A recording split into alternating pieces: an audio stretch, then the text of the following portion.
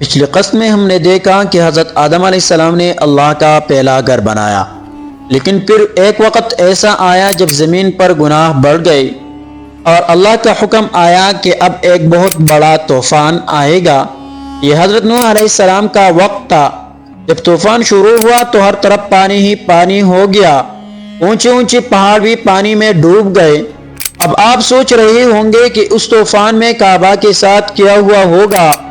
روایت ہے کہ اللہ نے اپنی اس مقدس گھر کو غرق ہونے سے بچانے کے لیے فرشتوں کو بھیجا۔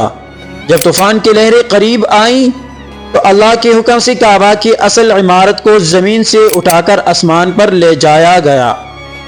اس جگہ کو بیت المعمور کہتے ہیں جہاں فرشتے طواف کرتے ہیں۔ زمین پر کعبہ کی جگہ ایک بلند ٹیلی کی طرح باقی رہ گئی۔ سالوں گزر گئی، طوفان تھم گیا، لیکن کعبہ کی دیواریں اب نظر نہیں آتی تھی۔ وہاں صرف ایک سرخ مٹی کا ڈھیر رہ گیا تھا۔ لوگ وہاں سے گزرتے تو تھے، لیکن انہیں یہ نہیں معلوم تھا کہ اس ریت کے نیچے اللہ کے گھر کی بنیادیں چھپی ہوئی ہیں۔ پھر سینکڑوں سال بعد اللہ نے حضرت ابراہیم علیہ السلام کو حکم دیا کہ وہ اپنی بیوی حضرت ہاجرہ اور بیٹے حضرت اسماعیل کو اس ویران جگہ پر چھوڑ آئیں۔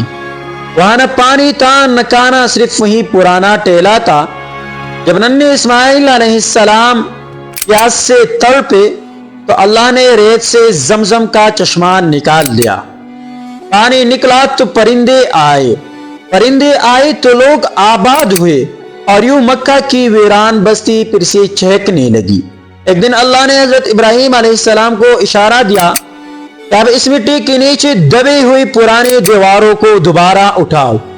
باپ اور بیٹے نے مل کر پھر سے وہی پتھر ڈھونڈے اور کعبہ کو دوبارہ تعمیر کرنا شروع کیا۔ لیکن تعمیر کے دوران ایک ایسا پتھر ملا جس نے سب کو حیران کر دیا۔ وہ پتھر کون سا تھا اور کیا کعبہ ویسا ہی بنا جیسا پہلے تھا؟